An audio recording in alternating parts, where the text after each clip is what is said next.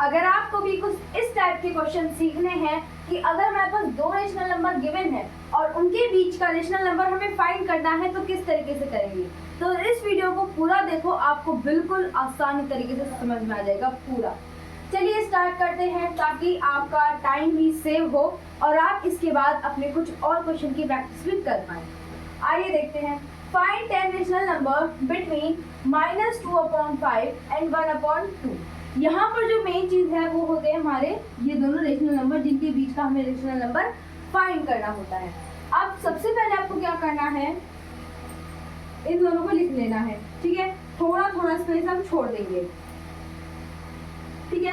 अब देखो, अब ध्यान दो इनके डिनोमिनेटर पे, दोनों के डिनोमिनेटर बिल्कुल अलग है, तो इनके लिए सबसे पहले आपको इन दोनों के डिनोमिनेटर को क्या कॉमन करना होगा, और कॉमन कैसे होगा, एलसीएम से। तो 5 और 2 का एलसीएम हमारा होता है 10।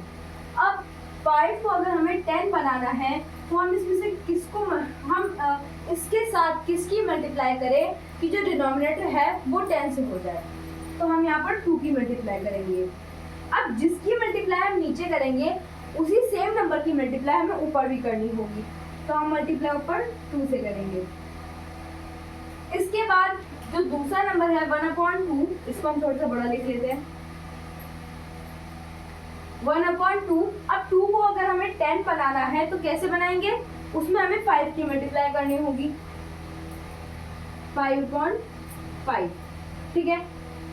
अब इसके बाद नेक्स्ट स्टेप क्या है, इन दोनों को मल्टीप्लाई करके नेक्स्ट साइड पे लिख दो, ठीक है। 2 2 माइनस है, minus plus minus, plus minus क्या होगा हमारा माइनस, तो ये हो जाएगा आपका -4/10, -4/10, ठीक है। उसके बाद ये आ जाता है आपका 1/2 मल्टीप्लाई 5/5, ठीक है। तो इसको कैसे करेंगे, 1 5 5, माइनस का साइन देखो नहीं है तो यानी कि साइन चेंज नहीं होगा, प्लस प्लस प्लस होता है, तो यहाँ पर 2 मल्टीप्लाई 5 है तो ये हो जाएगा आपका 10, 2 मल्टीप्लाई 5 10।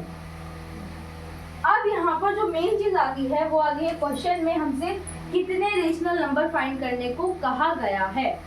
आपको मैं एक चीज बताऊं कि जितने भी रेशनल नंबर हमें क्वेश्चन में फाइंड करने हैं उससे ज्यादा ही लिखो या फिर उतने ही लिखो, उससे कम मत लिखना, इससे आपके मार्क्स कट सकते हैं, ठीक है। तो यहाँ पर हमें 10 रेशनल नंबर फाइंड करने हैं, तो हम क्या करेंगे, अब देखो कि हमारे पास जो ये जो 2 रेशनल नंबर आए हैं ना जिनके डिनोमिनेटर सेम है, अब इन दोनों के बीच में क्या 10 रेशनल नंबर बन पा रहे हैं।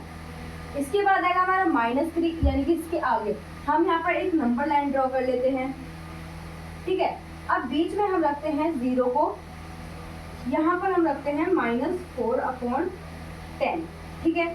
फिर यहाँ पर आएगा आपका -3/10, यहाँ पर आएगा आपका -2/10 और यहाँ पर आएगा -1/10। अब 0 के इस साइड आ जाते हैं, यहाँ पर पॉजिटिव वाले नंबर आएंगे यानी कि इसमें 5/10 भी इंक्लूड होगा, तो ये जाएगा आपका 1/10, फिर 2/10, 3/10, इसी तरीके से आगे हम करेंगे 4/10, 5/10। तो अब जो 2 नंबर हमारे पास आए थे इन दोनों को छोड़ के बाकी जितने नंबर निकल रहे हैं यानी कि ये वाले जितने भी नंबर हैं ये सारे हमारे रेशनल नंबर होंगे। अब देखो ये कितने हैं, 1 2 3 4 5 6 7 8, ये 8 ही निकल रहे हैं, 2 रेशनल नंबर हमें और चाहिए होंगे, तो अगर हम इन दोनों को ऐड कर ले तो हमारा 10 रेशनल नंबर हो जाएंगे। बट आपको ऐसा नहीं करना है, हमें इन दोनों के बीच का रेशनल नंबर फाइंड करना है, ना कि इनको भी मिला के करना है, ठीक है।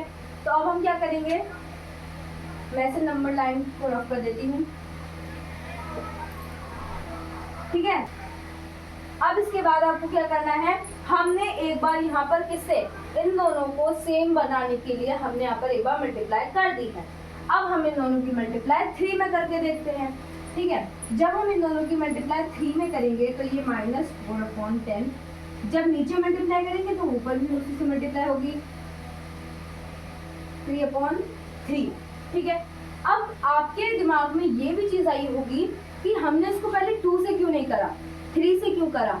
तो हमने इसको 2 से इसलिए करा क्योंकि जब हम टेबल लिखते हैं तो टेबल में क्या होता है, पहले 2 1 से हो गया, फिर नेक्स्ट वाला फाइंड करने के लिए आप क्या फिर से 2 1 करते हो, नहीं, आप क्या करते हो, नेक्स्ट नंबर यानी कि 2 2 करते हो।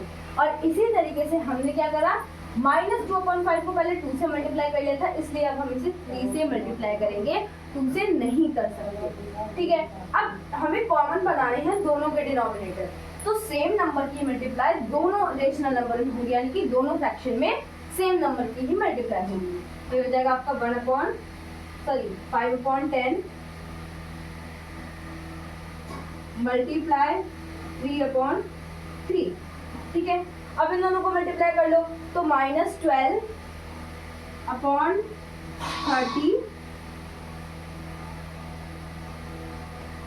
5 3 यहाँ पर कॉमा आएगा, 5 3 आपका होता है 15/30। देखो दोनों के डिनोमिनेटर कॉमन होना जरूरी है, इसी से आप इन दोनों के बीच का रेशनल नंबर फाइंड कर पाओगे। अगर अलग अलग होगा तो इसमें बहुत डिफिकल्टी आएगी। ठीक है, अब क्या करेंगे, अब देखो इन दोनों के बीच में क्या रेशनल नंबर इतने आ पा रहे हैं, नंबर लाइन की बहुत बड़ी बनेगी, इस हम ओरली करेंगे। -12 के आगे हमारा -11 आएगा, अब उससे आप कंटिन्यू करते जाए, -11 -10 और आसानी से हो जाएगा, क्योंकि देखो जो 12 है और 15 है ये पॉजिटिव का है और ये नेगेटिव है, इन दोनों के बीच में काफी सारे नंबर्स हैं तो आसानी से हो जाएगा। बट यहाँ पर क्या था, -4 और 5 था, तो यहाँ पर स्पेस हमारे पास कम था, लेकिन यहाँ पर हमारे पास स्पेस ज्यादा है। -11 -10 -9 -8 -7 -6 -5 -4 -3 -2 -1। ठीक है, पॉजिटिव नंबर के आगे जाने के हमें कोई मतलब नहीं है, हम क्या सारे नेगेटिव नंबर मिलाकर भी हमारे कितने 10 रेशनल नंबर बन जाएंगे। ठीक है, अब आप इसमें क्या कर सकते हो, देखो पहले हम लिख लेंगे -12/30। ठीक है, अब ब्रैकेट बना लेना ताकि टीचर को आसानी हो 10 रेशनल नंबर फाइंड करने में, मतलब उनको ये चेक करने में आसानी होगी, हाँ आपने सही किया है। ठीक है, अब इसके बाद देखो -11/30 -10/30 -9/30 -8/30 -7/30।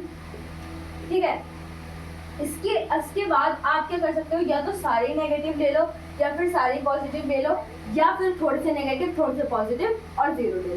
ठीक है, इस तरीके से भी आप कर सकते हो। तो यहाँ पर मैं सबसे पहले सारे नेगेटिव ले रही हूँ। ठीक है, इससे आपको आसानी रहेगी हर चीज़ को समझने में। 11 यहाँ पर हमारा 7 तक हो गया है, -6/30 -5/30 -4/30 -3/30